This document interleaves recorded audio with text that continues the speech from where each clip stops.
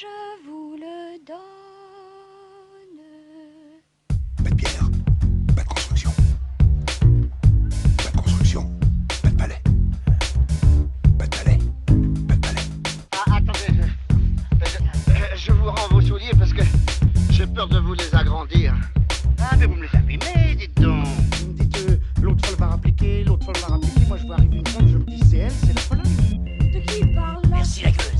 Tu es un laidron mais tu es bien bonne. T'as pas vu ton pif, hein? Quand tu te mouches, t'as pas l'impression de serrer la main à pote? Là, je n'en peux plus. Je suis en bout du rouleau. J'ai envie de rentrer, me foutre mes enfants et terminer mon soir.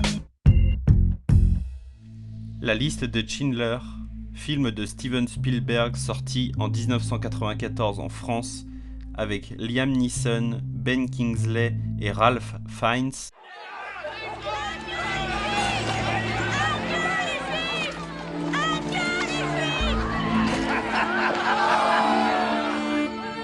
Vous voulez ces gens-là? Mes gens, je veux mes gens. Qui êtes-vous, Moïse?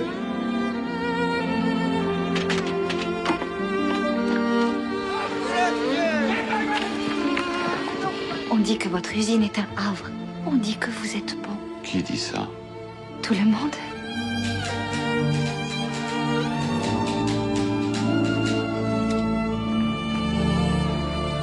Tout ce que vous devez faire, c'est me dire ce que ça vaut pour vous. Ce qu'une personne vaut pour Non, vous. non, non. Ce qu'elle vaut pour vous.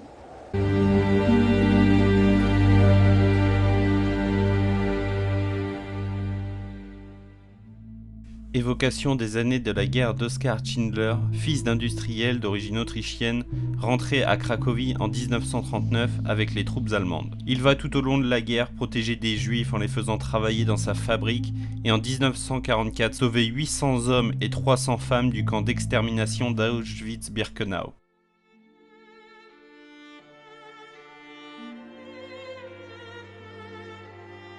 Avec la sortie imminente de son nouveau film de Fabelmans, qui sortira dès la semaine prochaine le 22 février en France, j'ai décidé de vous parler de la liste de Schindler. Quel film! Mon Dieu, je ne m'en remets pas, ça fait déjà quelques nuits qui se sont écoulées depuis mon visionnage, je ne m'en remets pas, tellement le film est bouleversant, tellement le film est d'une puissance indescriptible. Je m'attendais à ce que le film soit éprouvant émotionnellement, vraiment, il y a des scènes ultra choquante. Faites très attention si vous décidez de voir le film. J'ai beau avoir vu des centaines et des milliers de films, la mort est filmée d'une manière dont je ne l'ai jamais vue. D'une manière si réaliste et si troublante, on ne ressort pas indemne du visionnage de la liste de Schindler. Le plus terrifiant dans le film pour moi, ça a été la liquidation du ghetto de Cracovie. Voilà, cette scène, cette longue scène de 20 minutes qui à la base devait être une simple scène de quelques minutes. Steven Spielberg a décidé de la retravailler pour qu'elle fasse une vingtaine de minutes. Et ça a été une scène éprouvante, vraiment, parce que lors du visionnage, je n'ai pas pu m'empêcher de me dire qu'évidemment, pour les besoins du film, Steven Spielberg a forcément dû édulcorer ce qui s'est passé. De voir la violence de ces images, ce n'est qu'une infime partie de ce qui s'est réellement passé, ça m'a bouleversé. Alors la liste de Schindler, ce n'est pas un film qui va être reconnu pour la beauté de ses plans, qui reste d'une simplicité formelle, mais c'est bien par son scénario et par la puissance de ses acteurs que le film est bouleversant. On trouve Ralph Fiennes dans l'une de ses toutes premières apparitions, méconnaissable, dans une scène qui m'a glacé le sang, où il est sur son balcon avec le camp en arrière-plan et il est tout simplement torse nu avec un fusil à lunettes sur l'épaule. Et c'est terrifiant comme scène. J'ai tenu bon tout le film,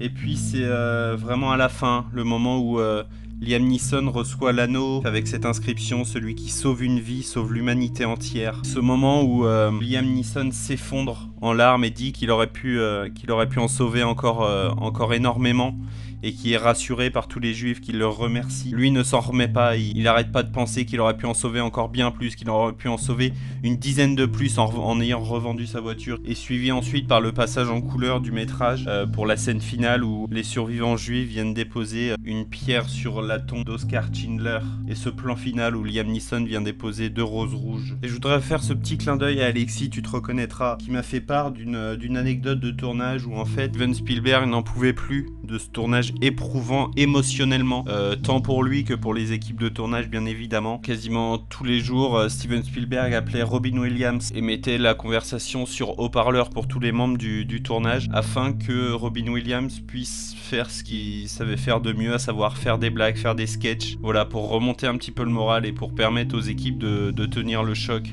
Tout simplement, voilà, comme le dit Steven Spielberg dans les notes de tournage, il lui a fallu 10 ans pour avoir la maturité de faire ce film. C'est un film à voir absolument, faites très attention en le voyant, vous n'en ressortirez pas indemne, mais c'est un pur chef-d'œuvre du cinéma. Ce film, c'est La liste de Schindler de Steven Spielberg.